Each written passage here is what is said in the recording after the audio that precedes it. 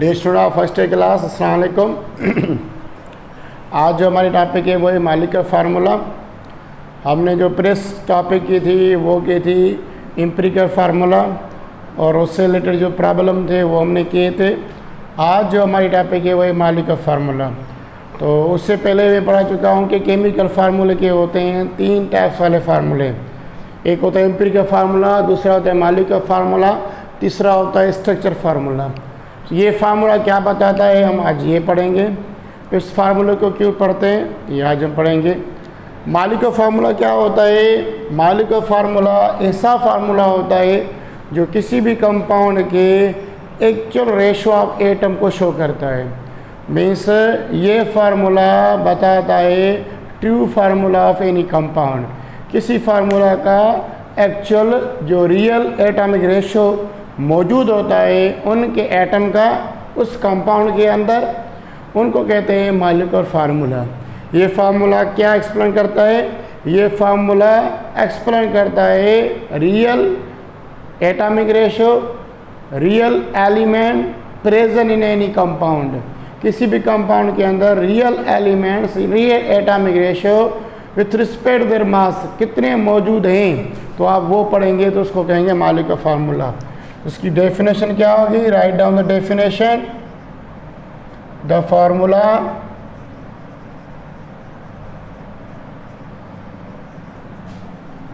which shows the actual ratio of atom present in a compound or molecule is called, उस फार्मूले का नाम होगा मॉलिक्यूलर फार्मूला। ज़्यादातर मॉलिक्यूलर फार्मूला लेते हैं हम मॉलिक्यूल वाले कंपाउंड जो क्या होते हैं, कोवलेंट कंपाउंड होते हैं। तो इस वजह से इनको बोला गया है molecular formula. Actual ratio show करता है। इधर मैंने डेफिनेट लिखवाई, the formula which shows the actual ratio of atom. Actual ratio of atom कैसे? सपोज मैं एग्जांपल ले रहा हूँ बेंजीन। सपोज मैं इसका एग्जांपल ले रहे हैं ग्लूकोज। अभी बेंजीन का जो एक्चुअल फार्मूला होता है वो होता है C6H6।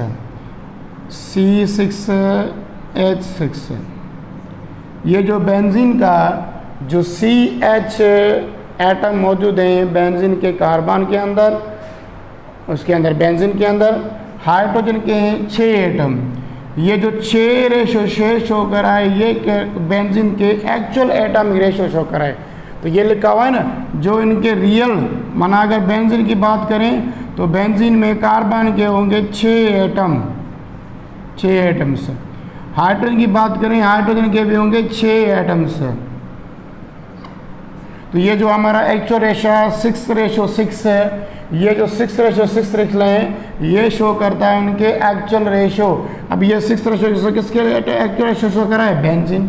तो कहेंगे बेंजीन का एम्पिरिकल फार्मूला क्या होगा? तो वो होगा C6H6। जो इसका रियल फार्मूला है बेंजीन का स्ट्रक्चर के लिहाज से भी वो भी क्या है? C6H6। ये जो C6H6 क्या है? ये है मॉलिक्यूलर फार्मूला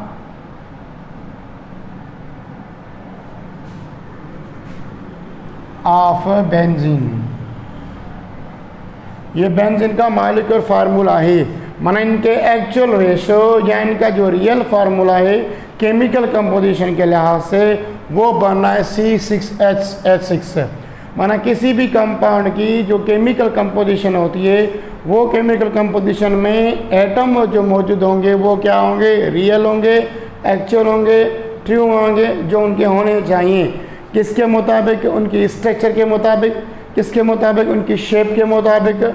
ये क्या डिफाइन करता है? ये इनकी डिफाइन करता है कि इनकी शेप क्या होगी। आपको मॉलिक्यूलर फार्मूला मिला होगा तो आप बता सकते हो इसकी शेप कौन सी होगी, इसके अंदर बाण कितने होंगे और इसके अंदर लोन पेयर कितने होंगे, बाण पेयर कितने होंगे, पाई कितने बनेंगे, बॉन्ड सिग्मा कितने बनेंगे। तो ये तो हमारे ग्लूकोज की बात करें C6H12O6, ये इनके बेंजीन के अंदर कार्बन का 6 रेशो, माने इसके अंदर 6 एटम है कार्बन के, 12 एटम हाइड्रोजन के, 6 एटम किसके, ऑक्सीजन के। ये जो 6:12:6, ये जो इनका एटॉमिक रेशो है किनके अंदर, ग्लूकोज के अंदर, ये वाला फार्मूला कहलाएगा एम्पिरिकल फार्मूला ऑफ ग्लूकोज। तो एम्पिरिकल फार्मूला सिंपल क्या होता है, किसी भी एटम के अंदर कितने एटम रियलिटी में मौजूद हैं वो शो करेगा एम्पिरिकल फार्मूला। हम और भी एग्जाम्पल उठाते हैं, वाटर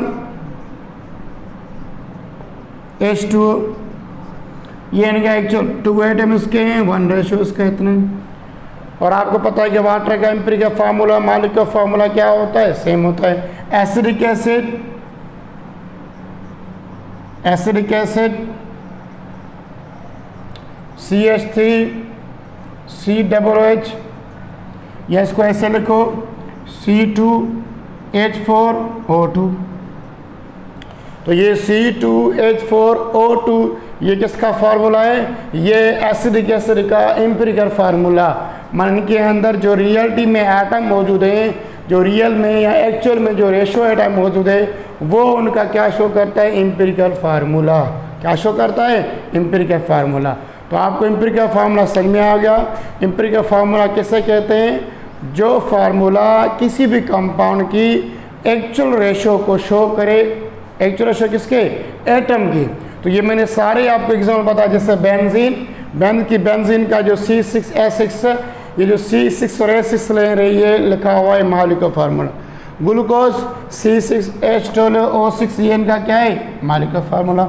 वाटर की बात करें H2O water, acidic acid C2H4O2, ये भी क्या इनका एक्चुअल। अभी क्या होता है कि मॉलिक्यूलर फार्मूले के लिए लाजमी है, कोई भी आपको न्यूमेरिकल दे रहे हैं या कोई भी प्रॉब्लम दे रहे हैं, तो आपको फर्स्टली मॉलिक्यूलर फार्मूले से पहले एम्पिरिकल फार्मूला डिटरमाइन करना पड़ेगा। तो ये लाजमी है, अगर आपको कोई भी कंपाउंड या कोई भी किसी भी कंपाउंड का कह रहे हैं, इनका molecular formula empirical formula determine करो। अगर आपको डिफरेंट टाइप की डेटा दे रहा है, परसेंटेज दे रहा है, मास दे रहा है, या अदर पैरामीटर दे रहा है, तो ये इसके कुछ। अब empirical formula molecular formula determine कैसे करते हैं वो बता रहा हूँ आपको।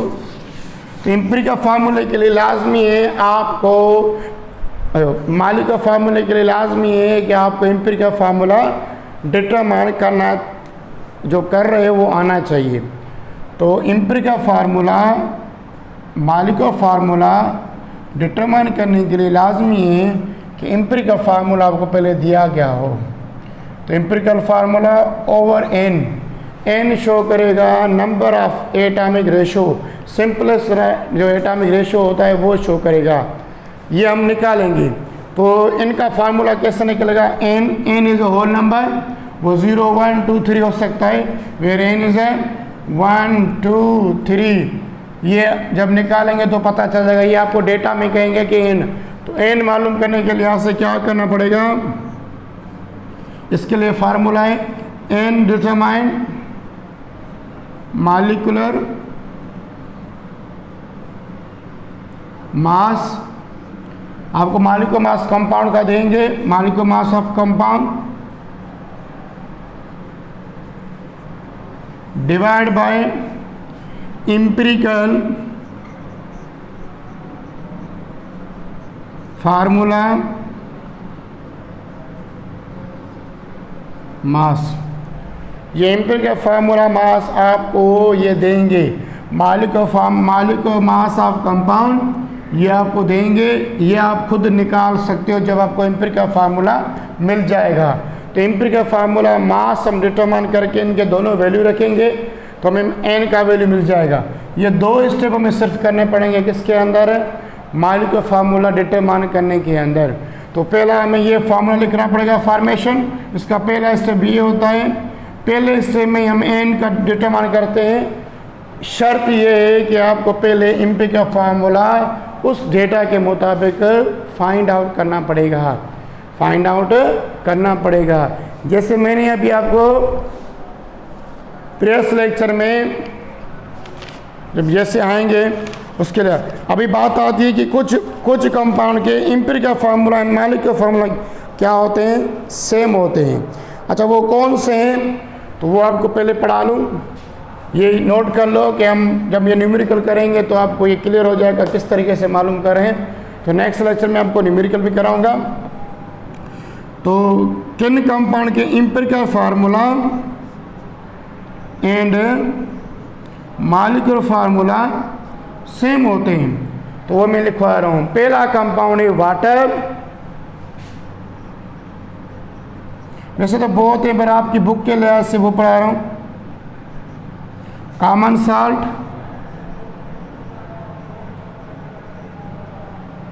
Sugar, methane,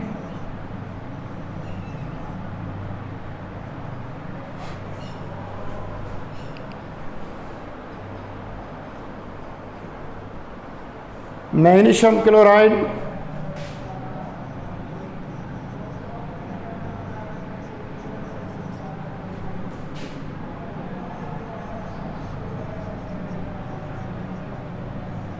lime water,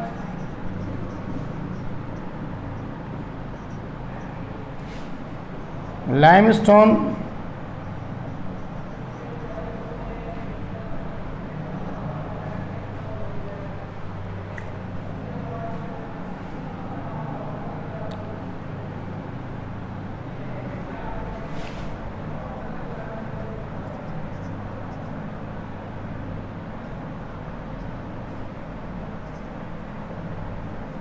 ethyl alcohol,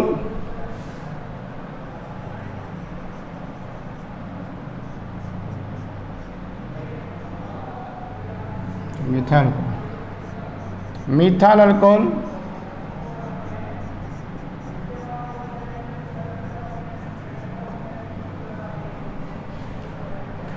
carbon dioxide gas,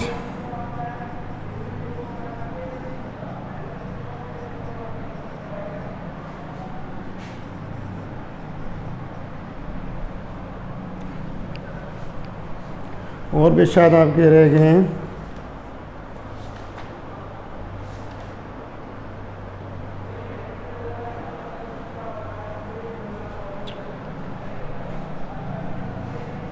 carbon dioxide,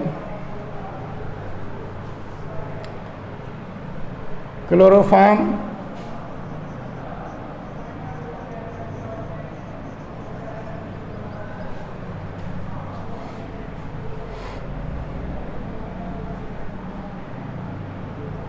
sodium carbonate,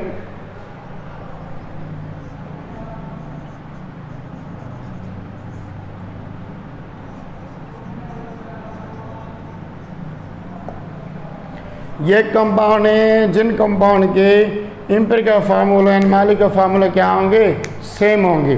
तो ये नोट करना है। ये आपकी बुक के लिहाज से मैंने कुछ लिखे हैं जो आपकी बुक में इनका जिक्र है। इनके empirical formula and molecular formula क्या होते हैं, सेम होते हैं। तो अभी लास्ट हमारी टॉपिक है वो है स्ट्रक्चर फार्मूला। इस फार्मूले के लिहाज से तो मैं इसको मिटा रहा हूँ।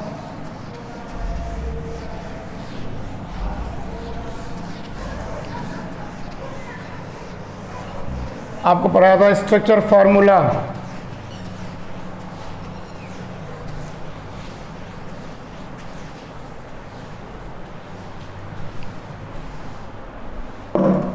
Write down the structure formula.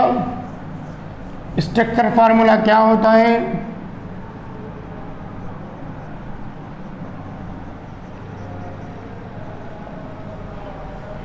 ये कंपाउंड का फार्मूला होगा। द फार्मूला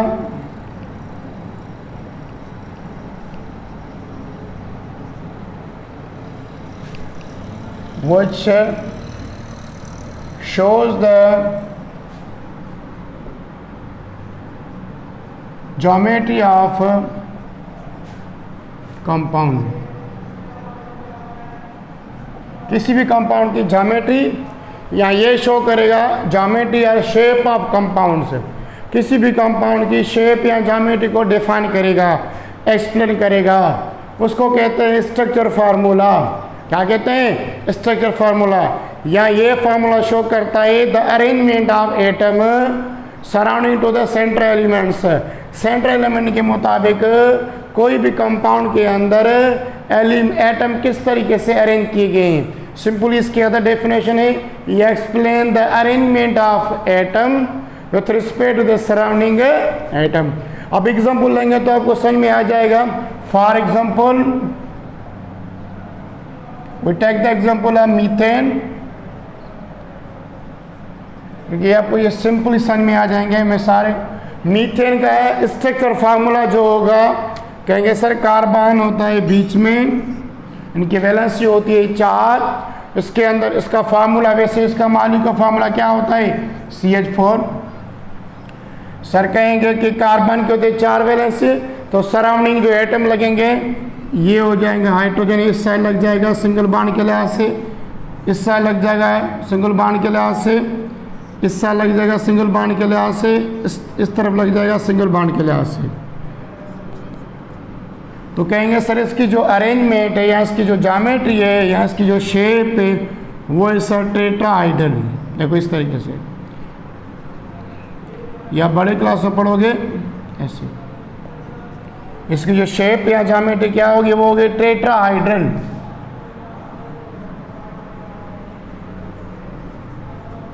टेट्राहाइड्रल शेप और ज्योमेट्री किस कंपाउंड की? मीथेन कंपाउंड की। तो मीथेन कंपाउंड की जो शेप बताई है, ज्योमेट्री बताई, वो क्या बताइए? टेट्राहाइड्रल। तो ये फार्मूला जो हमने यहाँ पे ये बनाया है, ये जो इस तरीके से बनाया है ये वाला, ये फार्मूला एक्सप्लेन करता है किसी भी कंपाउंड की शेप, किसी भी कंपाउंड की ज्योमेट्री बताता है कि इनकी ज्योमेट्री और शेप किस तरीके से बनेगी। ये फर्स्ट क्लास में भी हम आगे पढ़ेंगे, चैप्टर नंबर जो है 4 में, शेप और ज्योमेट्री ऑफ कंपाउंड, उनमें हम पढ़ते हैं स्ट्रक्चर फार्मूला। तो स्ट्रक्चर फार्मूले में क्या बताएंगे कि ये जो एटम है ये hydrogen surrounding to the carbon, carbon के सराउंडिंग किस तरीके से अरेंज किए जाएंगे वो बताएगा कौन सा? Structure formula. तो इसकी जो ज्योमेट्री है शेप होगी टेट्राहाइड्रल। ये tetrahedral, tetra means 4 surrounding atom, hedra means arrangement, ये आर्बाइजेशन के लिहाज से करते हैं। दूसरा एग्जांपल लेते हैं वाटर।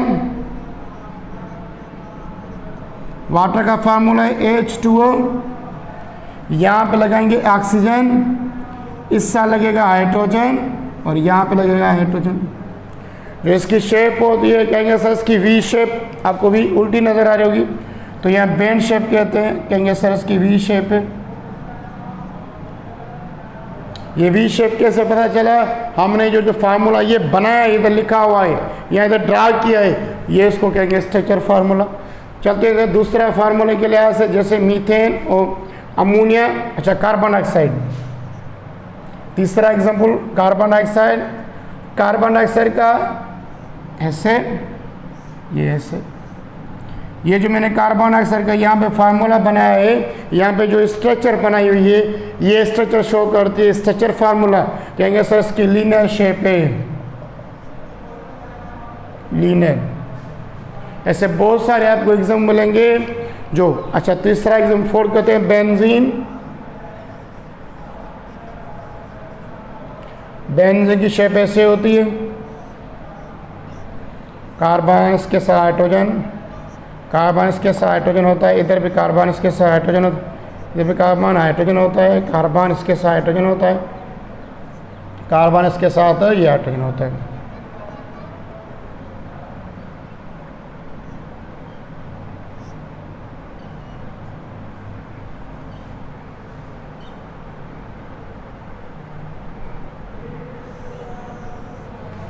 इसकी जो शेप है वो हेक्सागोनल, कौन सी? हेक्सागोनल।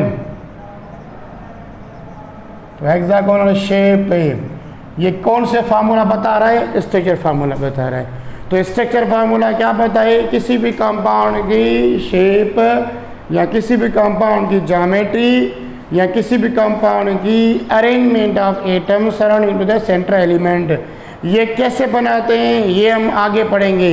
ये इनकी शेप ऐसे क्यों बनती है, क्यों बनती है, आप सिंपली कह सकते हो सर की वैलेंसी की वजह से ऑर्गेनिक कंपाउंड में, कोवैलेंट कंपाउंड में होती है sp2 sp3 sp, तो उनकी वजह से ये इनकी शेप या ज्योमेट्री बनती है। तो ऐसा फार्मूला जो किसी भी कंपाउंड की शेप के बारे में बताए, ज्योमेट्री के बारे में बताए, तो उसको कहेंगे क्या, स्ट्रक्चर फार्मूला। तो ये तीनों टॉपिक आपकी क्लियर हो गई। अब इससे जो रिलेटेड प्रॉब्लम होंगे हम वो करेंगे।